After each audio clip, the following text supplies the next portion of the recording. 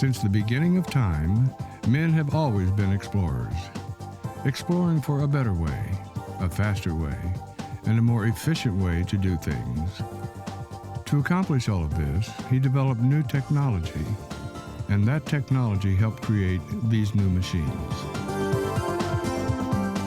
New machines that help us become more useful in our daily lives.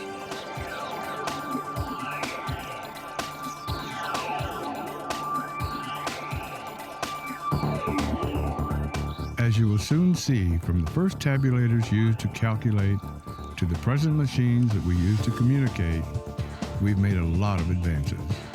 And some say the best is yet to come. In the 1920s, the first tabulator was a success for use in data processing. In the 1940s, a huge technological advance began to happen. The vacuum tube, originally created for the radio industry, was placed in a computing machine. The vacuum tube could make things happen at speeds never before imagined. This new technology had developed a language of its own. Raymax, Sage, Fortran, real-time, magnetic cores, all became familiar phrases in the 50s. In the 1960s, technology began to develop at a frantic pace, from tubes to transistors to solid logic. Though large, computers were coming into their own. They were compatible with each other. And computer programmers write millions of instructions for space exploration.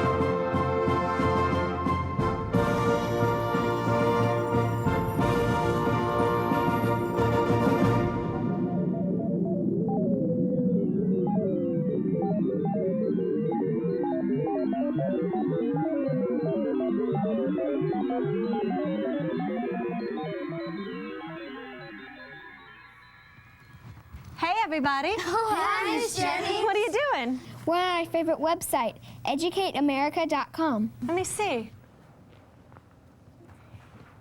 Looks like a pretty fun site. There's a lot to see and do. What would we ever do without our computers? And the internet. I agree. The internet has made it possible for computers all over the world to become connected. You probably don't realize it, but computers control a lot of what you use every day. Like what? Like your car, for instance, has a tiny little computer in it called a microprocessor. It keeps the engine running smoothly. And your washing machine also has a microprocessor that controls how much water is used and checks to make sure that the water's not too hot or too cold. And if your supermarket has a cash register, that would also have a microprocessor in it. I had no idea those things were actually controlled by computers. That's right, tiny little microprocessors. And most businesses today have big computers, computers like we're used to. Do you know that some people think that in the future, we won't even leave our homes? We'll stay indoors and do everything by computer. We might have robots do our work for us. Stores and money will become unimportant because we can buy everything through the internet and pay for it by credit card. That would be weird if we had to do everything from our homes. I hope it doesn't happen. I like to shop. Me too. So, does anybody know who invented the computer? I know who he was. His name was Charles Babbage. Very good, Michael. That's right. Charles Babbage is credited with inventing what they call the first general-purpose computer. Mr. Babbage thought it took a person way too long to do calculations and that there were too many mistakes, so he set out to invent a machine that took the work out of calculating. He called his machine a difference engine, and his idea had all the same parts that our computer does today. He must have been a genius. I'm sure glad we called it a computer and not a difference engine. So, did Mr. Babbage get very rich from his invention? I'm afraid not. Mr. Babbage never got his difference engine to work. Why not? Well, several reasons, but the year was 1833. 1833? Did we even have electricity then? We did not have electricity then, nor did we have the technology to manufacture the parts that he designed. It seems that Mr. Babbage was a man ahead of his time. One of the first electronic machines was built in 1944. It was called the Automatic General Purpose Digital Calculator, or the Mach 1. It weighed 5 tons, used 500 miles of wire, and 800,000 parts. 800,000 parts? So his machine was really the start of what we have today? That's right. And to show you how far we've come since the Mach 1, in 1946, the first electronic computer was built. It was so large, it fit in a room the size of a small house. It weighed 30 tons and used valves the size of light bulbs to run it. Then, in 1948, they built the Selective Electronic Calculator.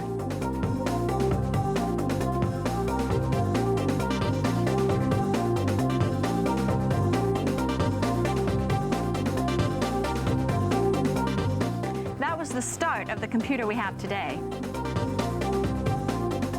I can't even imagine a computer that big. I wonder how many people it would take to run it.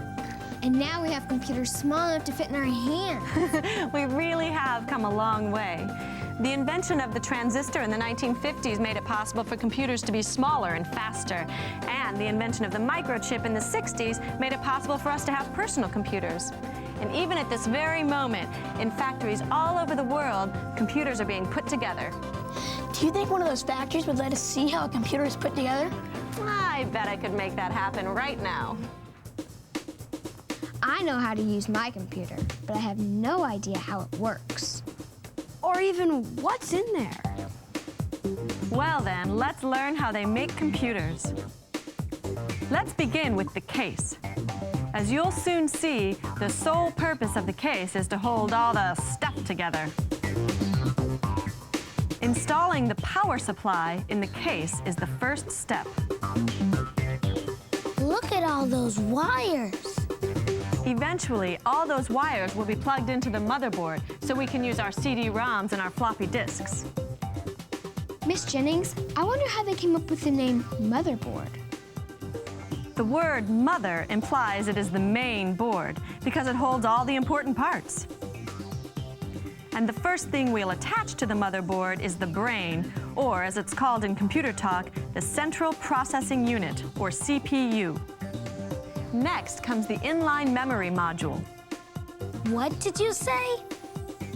Inline memory modules. They are small circuit boards that hold memory chips. They go in the memory slot.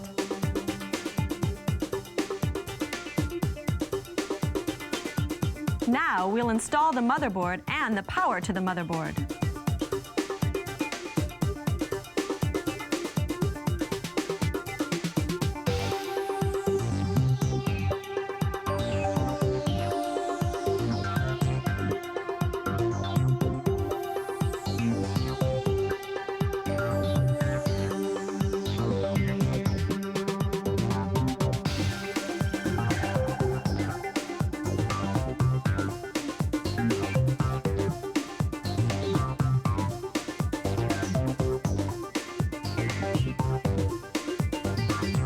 The hard drive is next. Miss Jennings, what's a hard drive? The hard drive, or the hard disk, is the disk that stores all the programs you use on your computer. Like the program I would write a letter in? That's right. And remember, if you want to use your letter again, you'll want to save it on either the hard drive, a CD-ROM, or a floppy disk.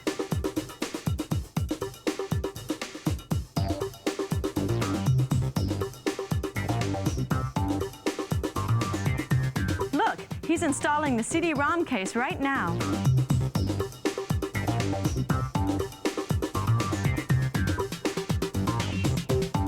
Looks like she's putting the front of the case on now.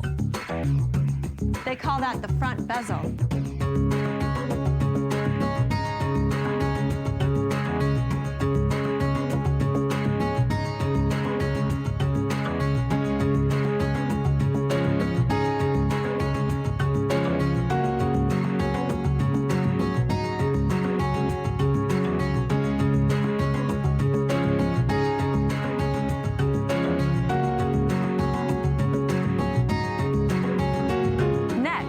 install the sound card.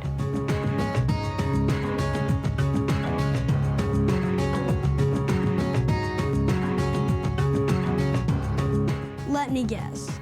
That's the card that gives us our sound, right? You got it. The speakers are plugged into the sound card.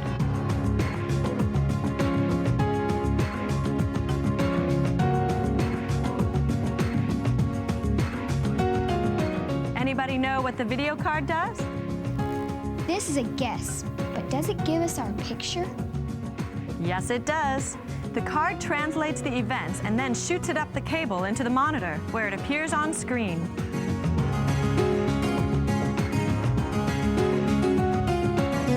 The computer also comes with a modem card.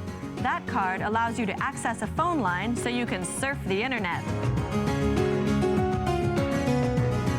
Amazing that a card can do all those things.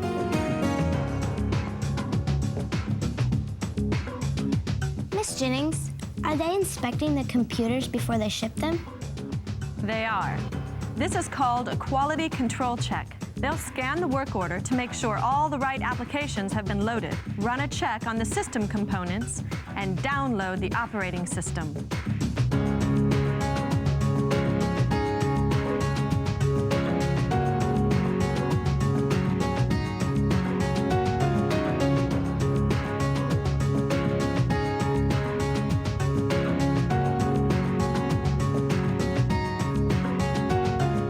I bet we're done. Look, they're putting the side panels on the case.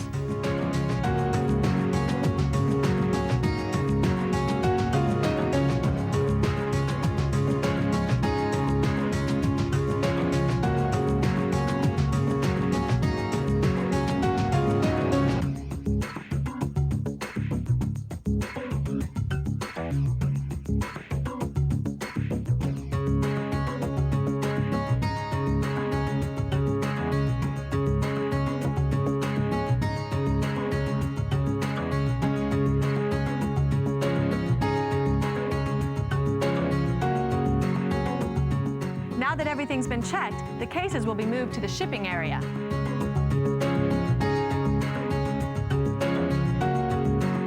Look at all these cases. And what are in the boxes underneath? The keyboard, the mouse, and the manuals are in there.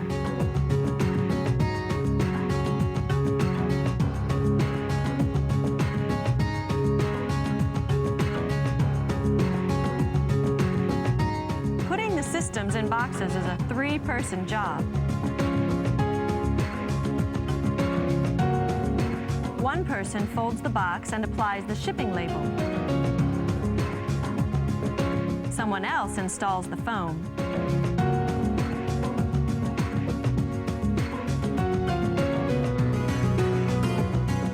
Another picks up the system and sets it in the box. The accessory box is also placed inside. And then the box is run through a taping machine. And where are all the monitors and printers? They're in boxes in the shipping room. When I first started using my computer, I had trouble using the mouse. But now it's like, Second nature? How did they ever come up with the idea for a mouse? Well, the first mouse was unveiled in 1968 at a computer conference. It was touted as the best pointing device to help users with their machines. That first mouse was just a block of wood with a button on it and a wire coming out the back connecting it to the computer.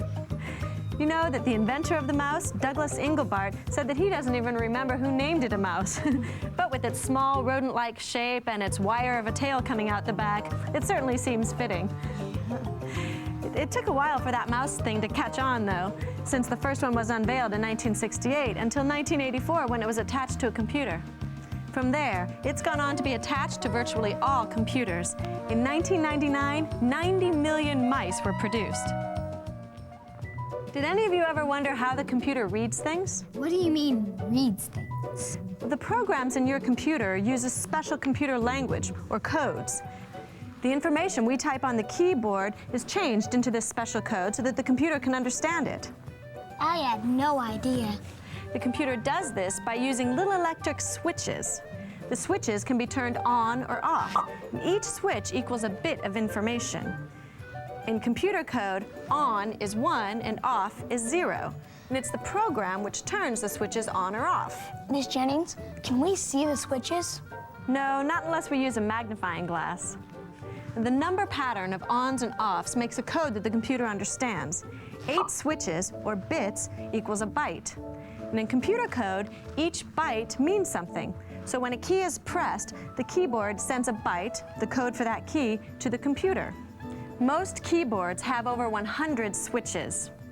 Now, since we can't see the codes on the computer screen, the monitor changes the codes into images that we can see. Every image you see on the computer is made up of dots, or pixels. On a color monitor, colored dots are used, different colored dots. So when you sit back from the screen, you see the pictures, not the dots. Give me an example of how many switches a memory chip would hold. One memory chip can hold over 1 million codes. Each million is called a megabyte. This is enough to hold thousands of words.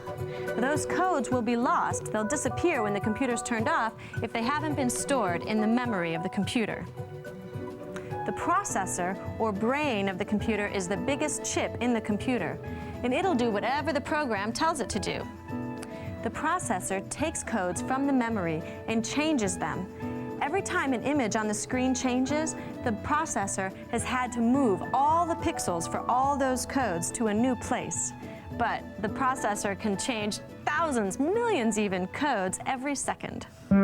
Miss Jennings, I have a question. Why are computer problems called bugs? Yeah, what's a computer bug? It seems the story goes like this. There was a moth found in a computer that wasn't working properly. The computer operator thought that the moth was causing the problem, so he called the problem a bug. Ever since then, we've called computer problems bugs because of the myth. Computers really aren't as complicated as I thought they would be. No, they aren't. In fact, we can describe a computer's functions in 4 words. Input, we've got to get the codes into the system. We do this by using a scanner, a keyboard, or a mouse. Processing. This arranges the codes in a way that the computer understands. The brain, or the memory, or a sound card does that. Output. The codes have to be changed into words, numbers, pictures, and sounds that we can understand. This is done by using a monitor, printer, or speakers. And last is storage. Storage saves our words, numbers, pictures, and sounds so that we can use them again. This is done by using a hard drive, a floppy disk, or a CD-ROM. So, does anybody know any computer jargon? You mean like slang? Yeah. Does anybody know this one? When a program causes your computer to freeze or stop working, what's that called? That's easy. It's called a freeze. No. It's called a crash. I've got one you'll never get. What do you call a place where information is lost? It's called a bit bucket. I've got one. If you're talking to your friend and you need to go do something really quick, you would type BRB, be right back. If your friend says something funny, you can type LOL, laugh out loud. And you could put POS, parent over shoulder. Did you ever wonder? Did you ever wonder why? If you ever wonder, don't let us pass you by. Did you ever?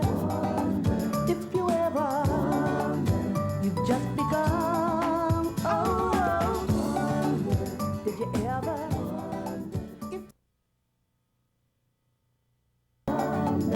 Then come along. Racing cars, sweet ice cream, follow all your brightest dreams.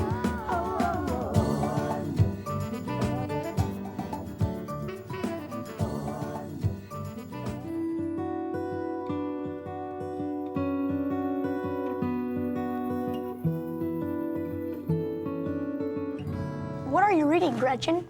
It's information on electricity. It's very interesting.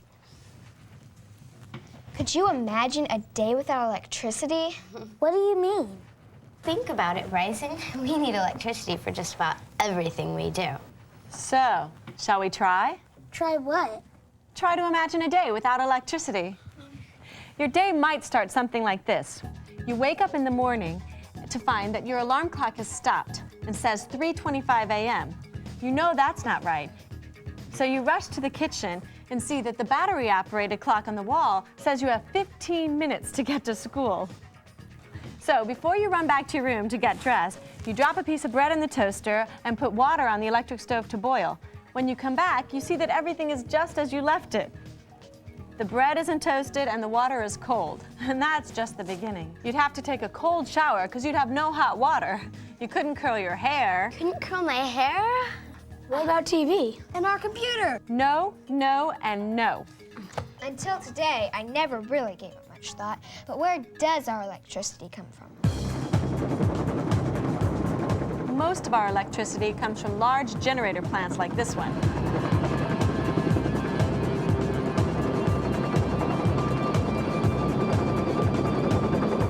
I've seen a generator plant before. They're very big, aren't they? I bet they're big because they have so many houses to light up. A large generator plant can power a whole city. That's a lot of light bulbs. 60 million to be exact. Look at this computer room. What a great job controlling electricity. I don't see anybody making the electricity. Well, people don't make the electricity. The coal makes the electricity. Can we see how that's done? Well, you can't see the electricity. What you'll see is coal being burned.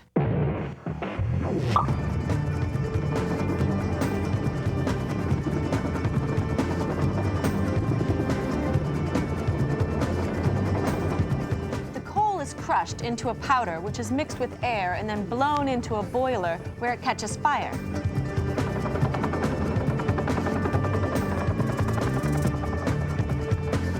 Fire heats large tanks of water, which makes steam.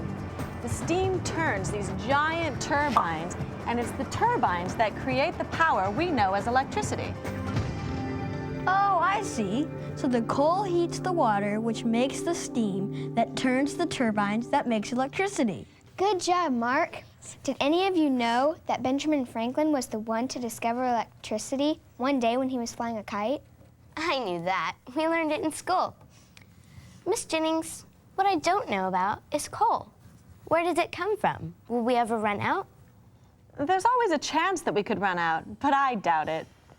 Who discovered coal? There's no real clear history on who discovered coal. It seems that for many, many years, people found these black stones lying around on the ground and started throwing them into their campfires. Over time, they discovered that these black stones gave off more heat and kept on glowing even after everything else had cooled down. So eventually, they started looking for those black stones. So back then, was coal just lying around everywhere? Not quite. Let me explain how coal was formed. Coal was formed over millions of years. Plants that grew in swamps were very common back then, lived and died in these swamps. Over many years, these decaying plants become covered with mud, sand, and water. So, over a period of years, the percentage of carbon increased in the decaying plants, and this produced the coal. So that explains why some coal became buried and some stayed on the surface. Coal on the ground would mean that the coal seam was close to the surface, and that would mean that it would have to be surface mined. What's a coal seam? A coal seam is a large layer of coal, usually not more than 150 feet deep. Oh, so it's easy to get to. It is, but first we must survey the land and take an inventory to determine the type and amount of wildlife in the area.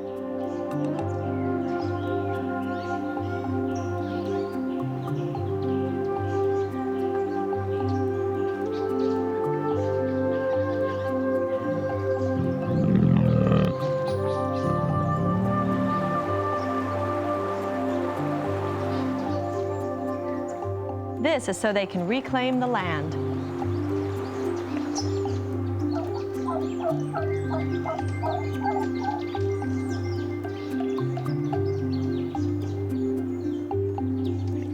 Once the land has been surveyed and the necessary permits have been issued, the topsoil is taken off and put aside.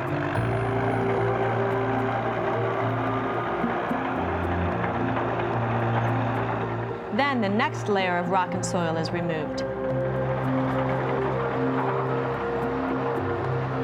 They call this the overburden.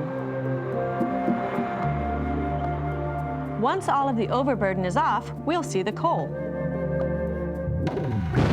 Just so you'll know, they call that surface mining. Wow. Can we see that again, Miss Jennings?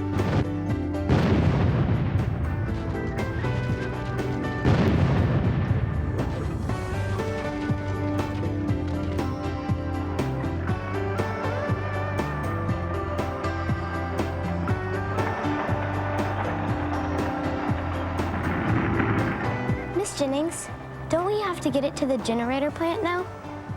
Yeah, how would we do that? In most cases, coal is shipped to the generator plants by rail.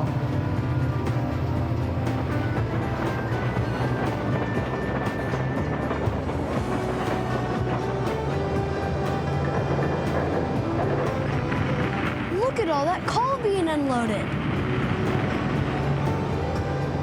In some cases, the coal is shipped through a pipeline. They crush the coal and mix it with water and pump it to the generating plant through the pipeline. If we dig out all the coal, won't it leave a big hole? It will, and that's where the reclamation begins. They'll put all the soil back they removed.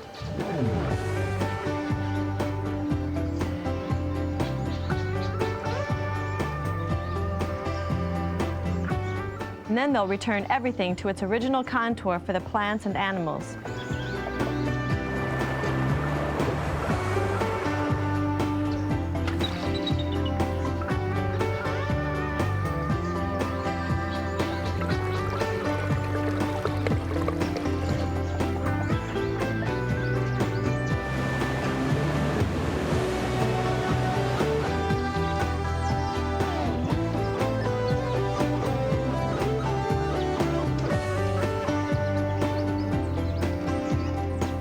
Are you ready to see the second way they mine coal?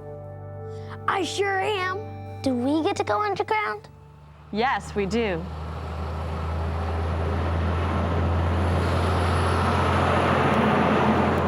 Many years ago, when they first started to mine coal, it was very hard work.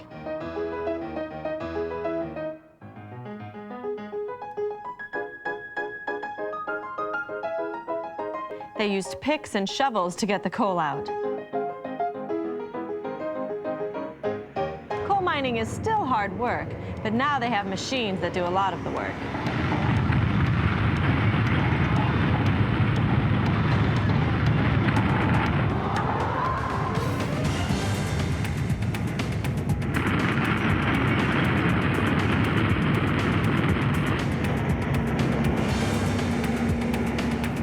To get into the mine, they use machines to make a tunnel. The tunnels are formed as they remove the coal. What is that machine? That is what they call a continuous miner.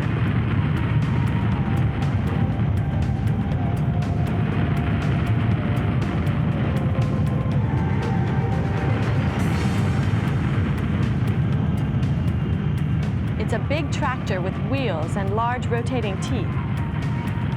The teeth are moved into place against the coal.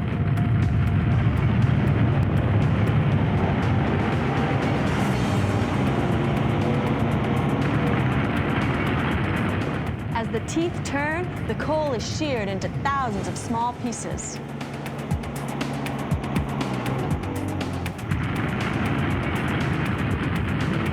How much coal can one of those machines mine in one day? One person operating a continuous miner can mine up to 12 tons of coal in an hour. There's not enough room down there for all that coal. You're right. At the rate they remove it, we wouldn't be able to move around in there unless they take some out. So, as the continuous miner removes the coal from the walls, it also scoops it up and loads it onto the conveyor belt. Shuttle cars then take the coal to the mine's entrance to get it ready to be shipped. Can a mine run out of coal? It can. So what do? They would have to close the mine, but that would take several years. They have to seal the entrances and return the land to its original state. Remember, we talked about reclamation. That was really interesting to see about coal. Are generating plants the only places we ship coal to? No, actually, steel mills use coal too. How does a steel mill use coal? They actually use coke. Coal is turned into coke when it's burned in special ovens to remove its impurities.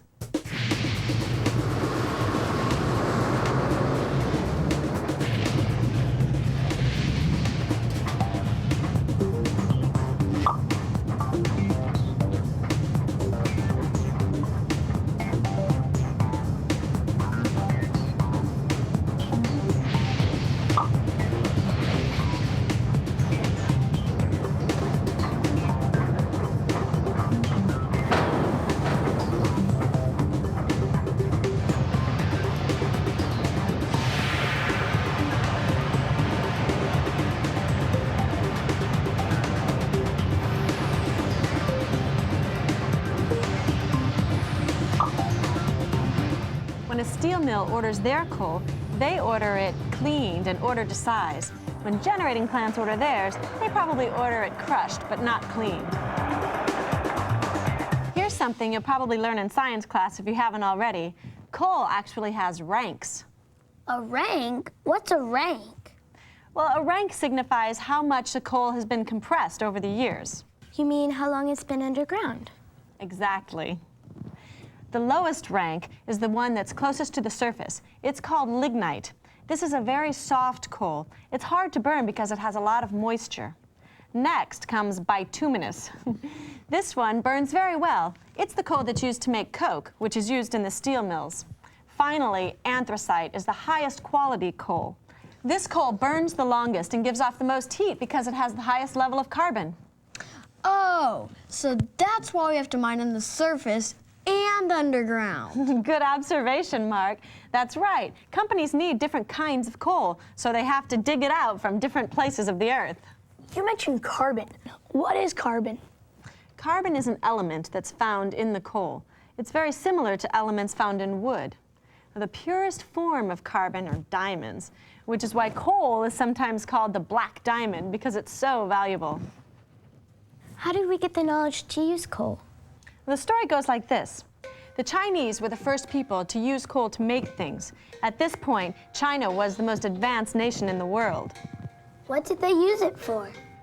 They used the coal to heat iron and other metals so that the metals could be bent into useful shapes. Now remember, nobody else was using coal in this way like the Chinese were. Somebody must have found out and spread the word. Have you ever heard of an Italian explorer named Marco Polo? Yes, we learned about him in history. Well, it seems that he took a trip to China in the year 1275. When he returned, he wrote a book about his experiences in China. In his book, he said, among other things, that the Chinese burned black stones. Now, he also noticed that the Chinese loved to take baths, and since there were so many people and not enough wood to go around, they used coal to heat the water for their tubs instead of wood. So did everyone just start looking for coal then? Well, although his book was a bestseller and it was read by many educated people, they still had a hard time believing it. So it wasn't until several hundred years later that Europeans started using the coal they found lying around on the ground. And it was the people of the Netherlands who were the first to come up with the idea to dig into the ground to look for more coal. So what about the United States? In the US, the coal industry was slow to get started. The Indians used coal to fire their pottery, and they sometimes even used it for medicine. The explorers, Marquette and Joliet, found coal on the riverbanks, but they regarded it more as a curiosity than as a fuel. Farmers would find coal on their land, and they'd sometimes sell it to their neighbors or to blacksmiths. But in the United States at that time, there was still plenty of wood to go around, so we didn't really need large quantities of coal. So when did we really start to use coal? It wasn't until the 1800s that coal really came into its own. It was with the growth of steam power. The railroad was becoming a very important business. The railroad crossed the U.S., transporting not only manufactured goods and farm products, but soon it became a consumer itself. The engines were powered by steam, which used a lot of coal. By the late 1800s, nearly all homes and all factories were powered by steam, which used burning coal. By the early 1920s, we were a nation completely powered by coal. It wasn't until the discovery of petroleum that the production of coal slowed down.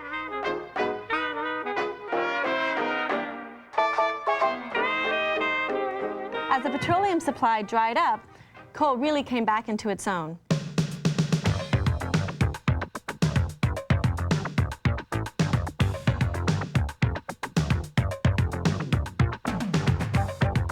Now, 60% of our electricity comes from coal, and the percentage is rising.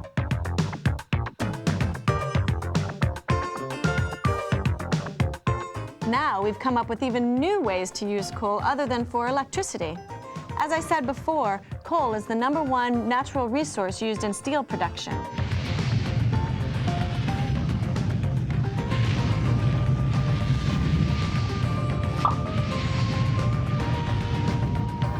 It's also the basis of a new chemical industry which makes dyes, paints, roofing products, plastics, and drugs. Do you ever think we'll run out of coal? I don't think so. There may be as many as 8 trillion tons of coal lying around here and there. Did I hear you right? Was that T as in trillion? That's right, T as in trillion. That's good to hear. I agree. That's a lot of coal.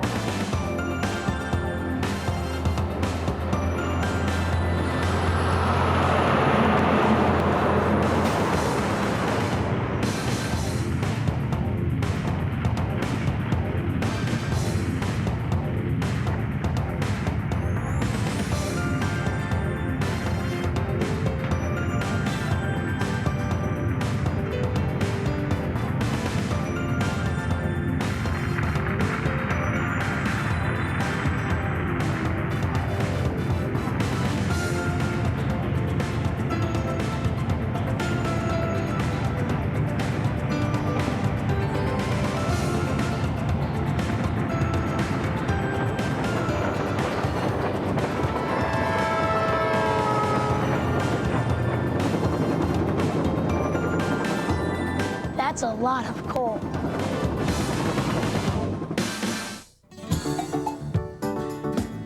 Did you ever wonder? Did you ever wonder why?